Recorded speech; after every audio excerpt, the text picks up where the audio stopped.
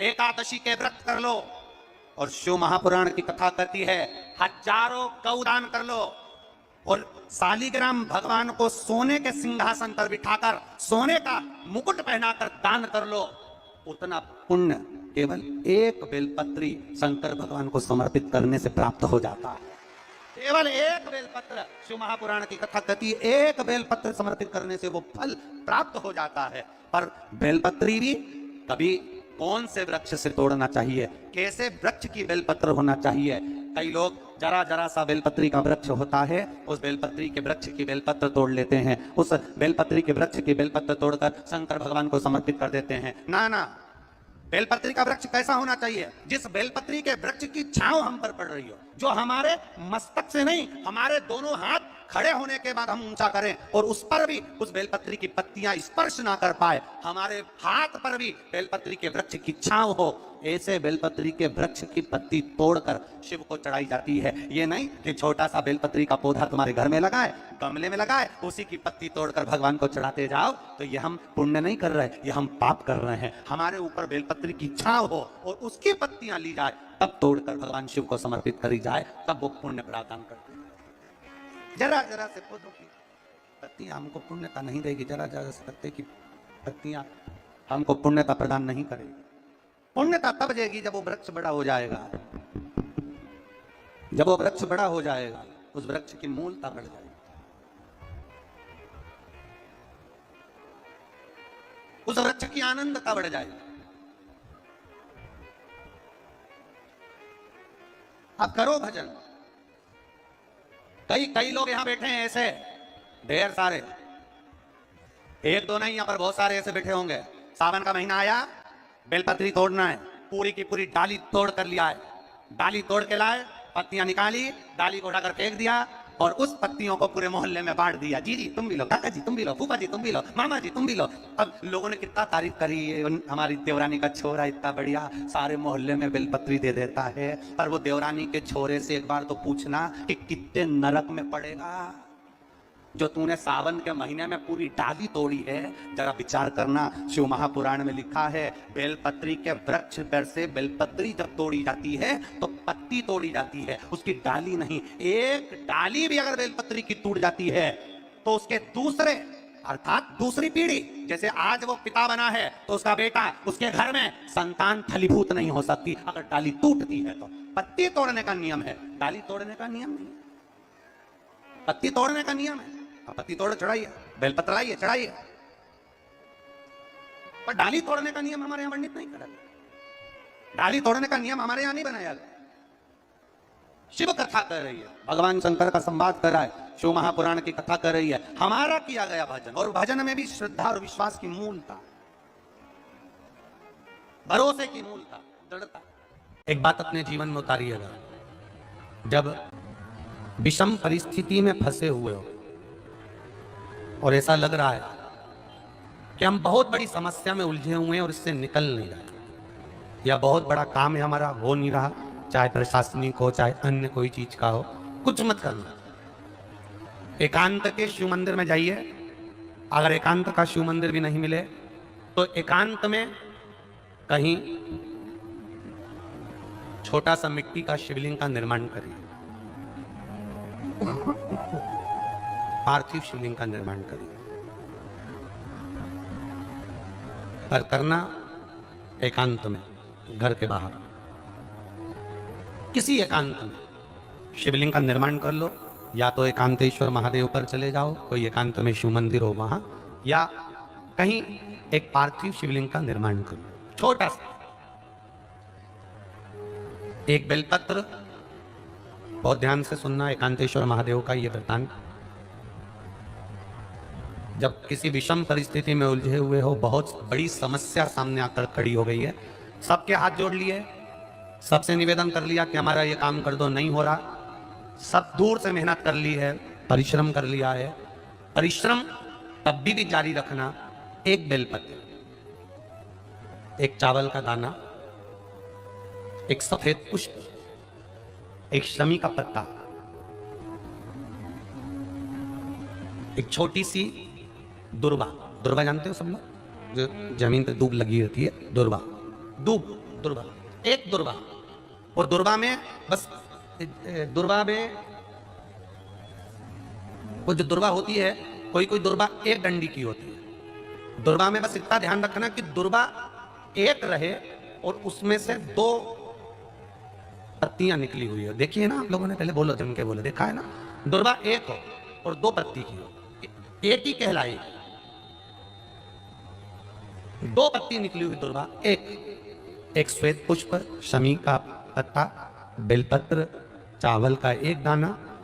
एकांत में कोई शिव मंदिर हो, अगर मंदिर ना हो तो एक छोटा सा पार्थिव शिवलिंग का निर्माण किसी पेड़ के नीचे एकांत में जाकर पूजन कर कर, आराधना कर कर, घी का दीप लगाकर एक एक सामग्री शिव जी पर अपने मन की कामना कर कर समर्पित करना प्रारंभ कर दीजिए।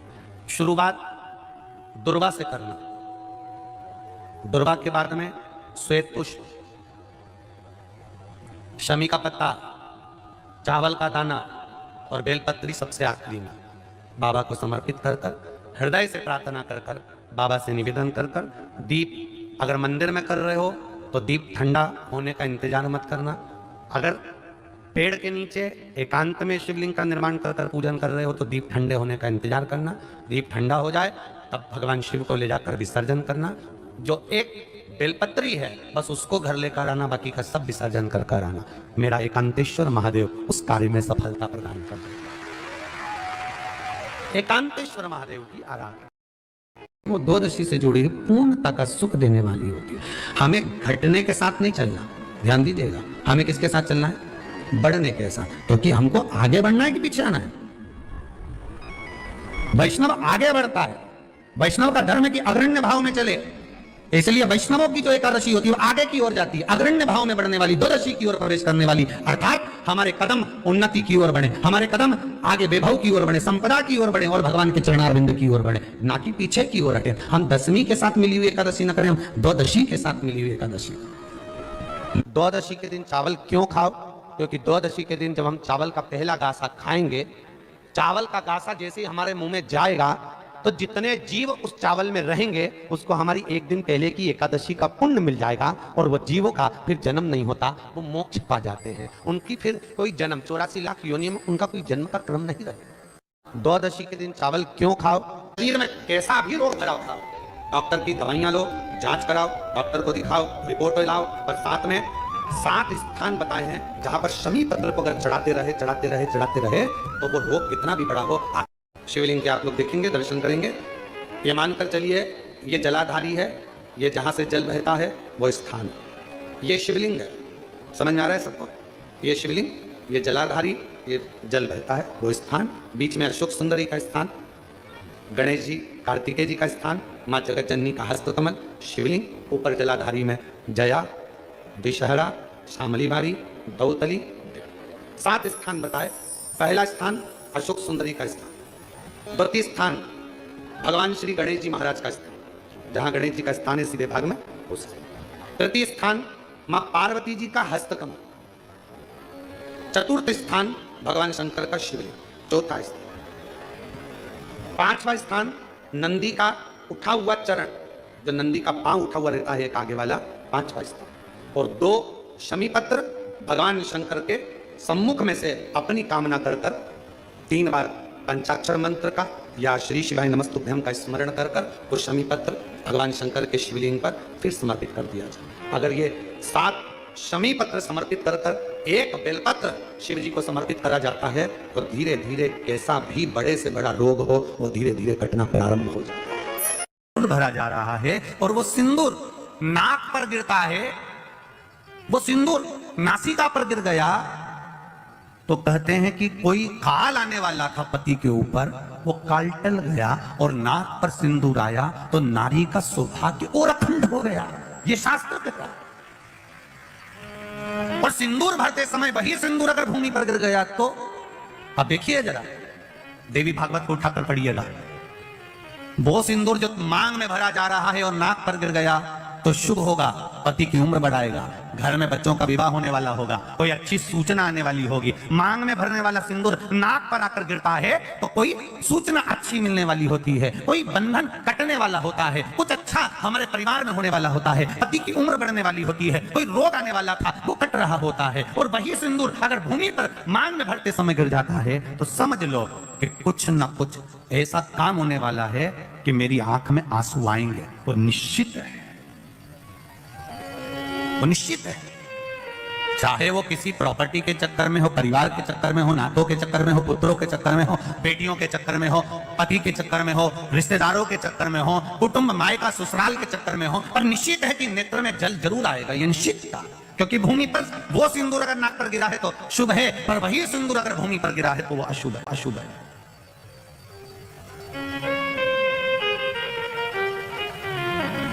बहुत ध्यान देना जरा। प्रसाद शिव महापुराण की कथा चल रही है। संपूर्ण देशवासियों की मेरी माताओं से निवेदन है, मेरे इन भाइयों से निवेदन है, उसको जरा ध्यान से सुनना। आप सालासर बालाजी गए, आप मेहंदीपुर बालाजी गए,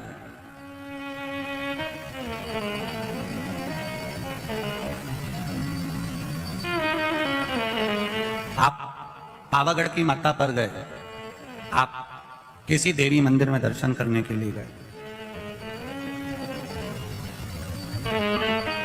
वहां से उन्होंने हनुमान जी के मंदिर का सिंदूर लिया और तुम्हारे माथे पर लगा दिया। समझना जरा कथा को बहुत अच्छे से।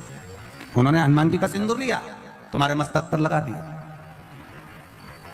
अब मस्तक पर आपने अगर सिंदूर लगाया है और हनुमान जी महाराज का या देवी जी का या भगवान का सिंदूर आपके मस्तक पर लग गया है तो वो सिंदूर कम से कम शास्त्र कहता है 2.5 घंटे तक आपके मस्तक पर रहना चाहिए। कितने घंटे तक रहना चाहिए? जम के बोलो जरा। 2.5 घंटे तक रहना चाहिए। कारण क्या है? भगवान के चरण का अगर कोई कुंकू या सिंदूर हमारे मस्तक पर लगाया गया है, वो 2.5 घंटे तक रहे, उसके बाद उस सिंदूर को किसी नैपकिन, कपड़ा या अन्य चीज से पोंछ देते हैं। पोंछने के बाद वो गलत जगह पर टंग जाता है, लोग उसका गलत हाथ का प्रयोग कर लेते हैं। वो जितनी जगह गलत जगह जाता है उतना दोष हमको लगते चले जाता है। इसलिए उस सिंदूर का क्रम है कि कोई पुष्प है, उस पुष्प से उस सिंदूर को लगा लिया जाता है, कोई पत्ती है उससे सिंदूर को लगा लिया जाता है, उस पुष्प को फिर विसर्जन में, अगर विसर्जन में नहीं रख सकते तो अपने घर में जो गमला होता है जिसमें पौधा लगा होता है, उस पौधे में उसको डाल दिया जाता है, जिससे वो सिंदूर उसमें मिल जाए और हमारे घर में सदा रहे। और हमने कोई टाविल, होटल में ठहरे तो होटल के टाविल से पोंछ दिया, कहीं ठहरे थे तो दीवार से पोंछ दिया, कहीं लगा दिया, उसका दोष है, उसका दोष। कितना सुंदर बात कहा गया है। नारी मस्तक पर मांग में सिंदूर भर रही है, नाक पर गिरा शुभ है, जमीन पर गिरा शुभ है,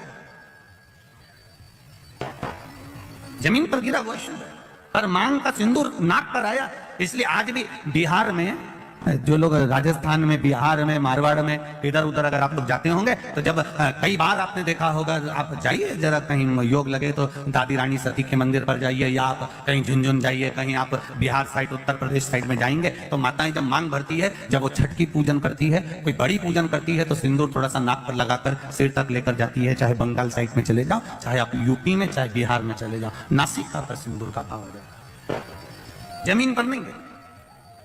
चंचुला देवी जो पात्र लेकर जा रही है जल का, वो जमीन पर गिरता है।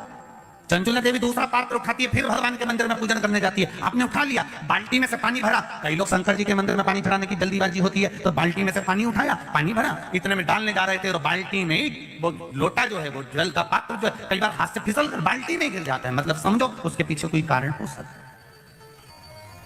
पूजन की थाली में लगाया हुआ पानी का पात्र, तुमने थाली ली, कपड़ा ढक दिया, लेकर जा रही थी, वो पानी थाली में लुढ़क गया। कारण क्या है? चंचुला देवी बार बार जल भगवान शिव को समर्पित कर रही है, जल चढ़ाने के लिए जाती, 2-4 दिन अच्छे निकलते, फिर वो पानी हाथ का गिर जाता है। चंचुला देवी के मन में तो कोई भाव प्रकट नहीं हुआ। पूजन कर कर कर कर कर कर थक गई चंचुला देवी, पर महादेव प्रकट नहीं हुए। महादेव ने ये नहीं कहा कि मैं तुम्हारे पति के लिए पार्वती जी के साथ में जोड़ा बांध कर बैठ जाता हूं और तुम्हारे जजमान पद में ग्रहण करता हूं। ये शंकर भगवान नहीं बोले चंचुला देवी से, एक बार भी नहीं बोले, शब्द ही नहीं बोले। और जब चंचुला देवी बार बार जल चढ़ा रही है, शिव प्रकट नहीं हो रहा है। तब चंचुला देवी के मन में भाव जागृत हुआ तो तुमरुका जी के पास में गई। बाबा तुमरुका जी के चरणों में जाकर निवेदन किया।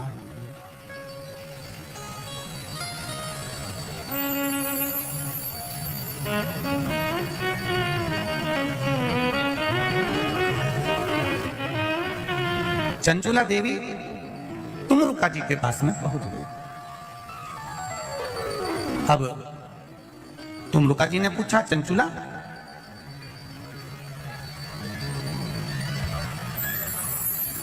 तुम यजमान ढूंढने के लिए गई थी शिव महापुराण के लिए, किसी को जोड़े से बिठाना है, आप ढूंढने गई थी, कोई मिला? चंचुला देवी कहती है, मैंने पार्वती जी से पूछकर शिव जी की आराधना करी, भगवान शंकर को जल चढ़ाया, शिव जी की पूजन करी, पर शंकर भगवान प्रसन्न ही नहीं होते, प्रकट ही नहीं होते। कारण क्या है? तुमरुका जी ने कहा, तुम्हारे पूजन करने से शंकर प्रसन्न नहीं हो रहे? नहीं हो रहा। कारण क्या है? पता नहीं।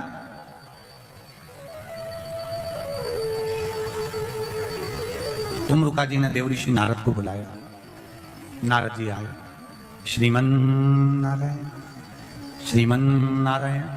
नारद जी ने आकर पूछा, तुमरुका जी क्या बात है, आपने मुझे याद किया?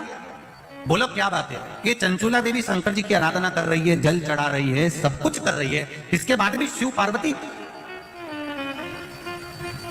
जोड़े से आकर कथा के यजमान क्यों नहीं बनते? कहा, देवऋषि नारद ने कहा कि ये जब जल लेकर जाती है, जल भूमि पर गिर जाता है।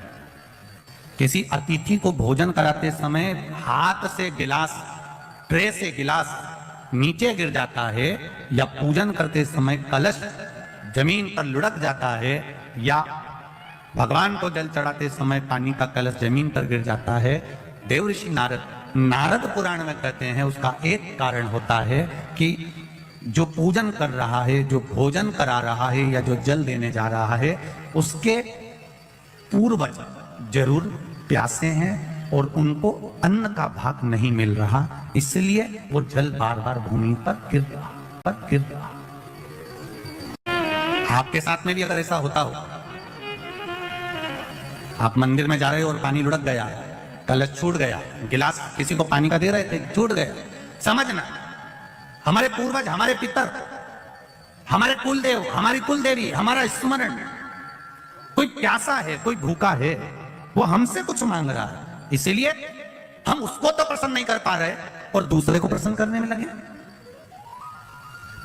हम कई बार कथा में कहते हैं, आज फिर कह रहे हैं, घर में धर्म पत्नी विराज रही है, घर के अंदर धर्म पत्नी रह रही है, तो कभी भी उससे प्रसन्न होकर बात नहीं करता, और ना जाने फोन पर जब भी बात करेगा तो चेहरे पे स्माइल रहती है। चंचुला देवी को मालूम पड़ गया, देवऋषि नारद ने कह दिया, जरूर इसके घर के पूर्वज बिंदु को जल नहीं मिला है, पूर्वज को जल नहीं मिला, जरूर कोई बात है, क्या करा जाए? देवऋषि नारद ने कहा, अब यह बात तो तुमरुका जी बता सकते हैं कि शंकर भगवान पितरों को कैसे संतुष्ट कर सकते, पूर्वजों को कैसे संतुष्ट कर सकते। पर कभी तुमने शंकर भगवान पर जरा ध्यान दीजिएगा, भगवान ब्रह्मा और भगवान विष्णु को सबसे ज्यादा प्रिय है खीर, आटा सिका हुआ का जो सीरा बनता है, पंजेरी बनती है, तो भगवान ब्रह्मा और भगवान विष्णु की प्रियता है, भगवान सत्यनारायण जी की प्रियता प्रसाद। देवी को प्रिय है चना, हलवा, सीरा, पूड़ी। सरस्वती जी को, राम जी को, दत्त को, भगवान नारायण को प्रिय है केसरिया भात। पर 33 कोटि देवी देवताओं, केवल एक भगवान देवाधिदेव महादेव से हैं जिनकी प्रियता केवल बेलपत्र और पंचामृत। भगवान ब्रह्मा जी का सुकटा हुआ सिर है, उस शीश से, भगवान ब्रह्मा जी का शीश से बट का पेड़ उत्पन्न हुआ। उस बट वृक्ष की भी मूलता हमारे यहाँ शिव महापुराण की कथा करती है। जब घर में अधिक मात्रा में क्लेश होता है, बहुत ज्यादा मात्रा में, कहीं पति पत्नी का तलाक चल रहा है, केस चल रहा है, भाई भाई में लड़ाई चल रही है, बहनों में लड़ाई चल रही है, परिवार में अगर क्लेश चल रहा है, तो हमारे यहाँ बटकेश्वर महादेव का पूजन किया जाता है। कौन से महादेव? जम के बोलो जरा, बटकेश्वर महादेव। और बटकेश्वर महादेव के लिए आप शंकर भगवान को ढूंढने नहीं जाना है, आपको केवल बड़ के पेड़ के नीचे जाना है, और जो मट्टी का ढेला पड़ा हो उसी मट्टी के ढेले पर आप केवल एक लोटा जल चढ़ाकर आ जाइए। वो बटकेश्वर महादेव का फल, पूजन का फल हमें प्राप्त हो जाता है। देखिए आपको सुख कैसे मिल जाता है। आपको वैकुंठ का राज्य मिल गया, आपको द्वारका का राज्य मिल गया, आपको अयोध्या का राज्य मिल गया, आपको रावण की लंका दूसरे की थी वो लंका का राज्य आपको प्राप्त हो गया। ये कैसे प्राप्त हो जाता है? भगवान विष्णु ने अपनी धर्म पत्नी माता लक्ष्मी से कहा, लक्ष्मी मैं प्रतिदिन शंकर के शिवलिंग की आराधना करता हूं। लक्ष्मी जी ने कहा, क्या नाथ मैं शिवलिंग की आराधना कर सकती हूँ? क्या मैं शंकर के शिवलिंग का पूजन कर सकती हूँ, उसकी आराधना कर सकती हूँ? भगवान कहते हैं, भगवान विष्णु ने माता लक्ष्मी से कहा, लक्ष्मी सारे देवी देवताओं ने अलग अलग शिवलिंग का निर्माण करा। किसी ने पारद का शिवलिंग बनाया, किसी ने मोती का शिवलिंग बनाया, किसी ने स्फटिक का शिवलिंग बनाया, किसी ने स्वर्ण का शिवलिंग बनाया, किसी ने हीरे का शिवलिंग बनाया, किसी ने पन्ना का शिवलिंग बनाया। तुम्हारी मर्जी पड़े, तुम वो शिवलिंग का निर्माण करो। माता लक्ष्मी ने सुंदर आनंद के साथ एक पुखराज का शिवलिंग का निर्माण करा, और सुंदर माता ने उस शिवलिंग की आराधना और पूजन करना प्रारंभ कर दिया। अब क्या मिला माता लक्ष्मी जी को? लक्ष्मी जी को मिला क्या?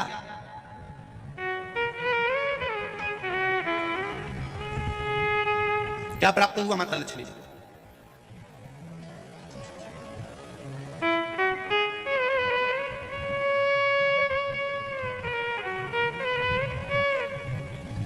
भगवान कृष्ण की प्रिया है राधिका जी, राधिका जी के प्रिय हैं भगवान कृष्ण। राम जी को बीच में कुब्जा भी मिली, सुपनखा भी मिली, पर मेरे नारायण को बहुत कुछ प्राप्त हुआ, पर आज भी लक्ष्मी जी को क्या मिला है? तो कहा, लक्ष्मी तुम किस चीज के लिए शिव जी की आराधना कर रही हो? लक्ष्मी जी कहती हैं, बस आपके चरण की सेवा मुझे दिन रात मिले। नारायण कहते हैं, मैं तो भगवान शिव के सेवा में लगा रहता हूं, और आप मेरे चरण की सेवा मांग रही हो? तो मेरे चरण की सेवा इससे नहीं मिल सकती।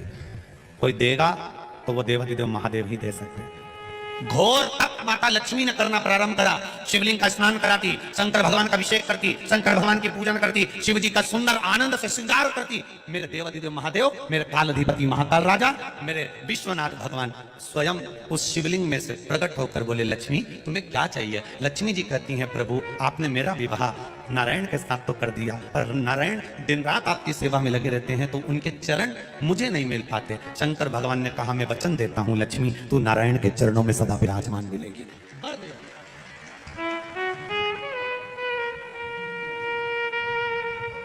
ब्राह्मण हो, क्षत्रिय हो, वैश्य हो, शूद्र हो, बच्चा हो, जवान हो, बूढ़ा हो, बेटी हो, बेटा हो, नारी हो, पुरुष हो, जो है अगर वो शिव की आराधना में लगा है, उसका मनवांचित फल की पूर्ति हुई है, प्राप्ति हुई है। और कोई तुमसे कहे कि स्त्री शंकर भगवान का आराधना कर सकती है, पूजन कर सकती है, तो दूर नहीं जाना। ये जो शिव पुराण है हमारे पास में, गीता प्रेस गोरखपुर की, उसका दर्शन मैं आपको करा देता हूँ।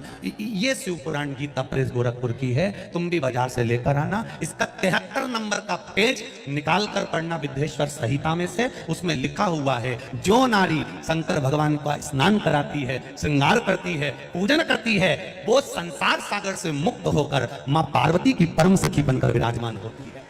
यह विद्वेश्वर संहिता कर, यह विद्वेश्वर संहिता कर। और इसी शिव महापुराण का 73वें नंबर का पेज पढ़ने के बाद में 75 नंबर पेज को पढ़ना विद्वेश्वर संहिता का। उसमें लिखा है, जो शंकर भगवान को जल चढ़ाकर उस जल का आचमन करता है, वो 3 पाप से दूर हो जाता है। ये मेरा निवेदन है आस्था चैनल वालों से। पन्ना मैं निकाल रहा हूं और उसको मैं लाइन से अक्षरों पर लाइन दिखा रहा हूं। मेरा निवेदन है, आप भी बताना कि शंकर जी पर जल चढ़ाकर पीने का कितना लाभ है। प्रश्न नंबर 75।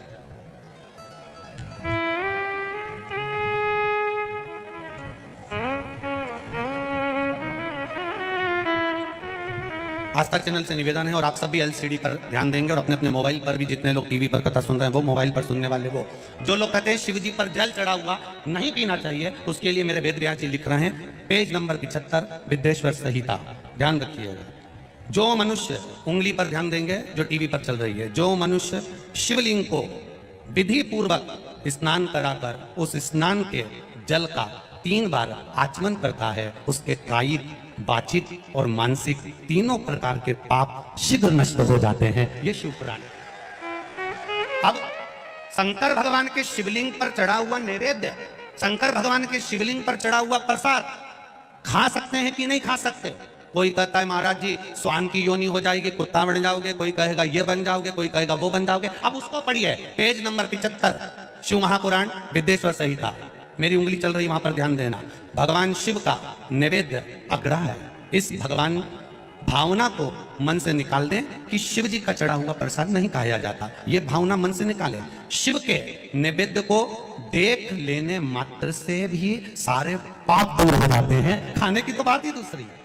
अब क्या लिखा है अगली लाइन, उसको खा लेने पर तो करोड़ों पुण्य अपने भीतर आ जाते हैं। आए हुए शिव नैवेद्य को, जो शंकर का प्रसाद है, शिव जी पे चढ़ा हुआ नैवेद्य है, अगर वो आपके सामने आ जाए उसको सिर झुकाकर प्रसन्नता पूर्वक खा लेना चाहिए। जो शंकर के चढ़े हुए नैवेद्य को ये कह देता है कि थोड़ी देर से खाऊंगा, वो पाप में लिप्त होता चले जाता है। यहां तक उसका वर्णन किया, वो मनुष्य पाप में बंध जाता है। इसलिए शंकर को चढ़ा हुआ नैवेद्य, भगवान का बस केवल नैवेद्य का दर्शन ही हो जाए तो जीव कोटि कोटि पुण्य प्राप्त कर लेता है। वो शिव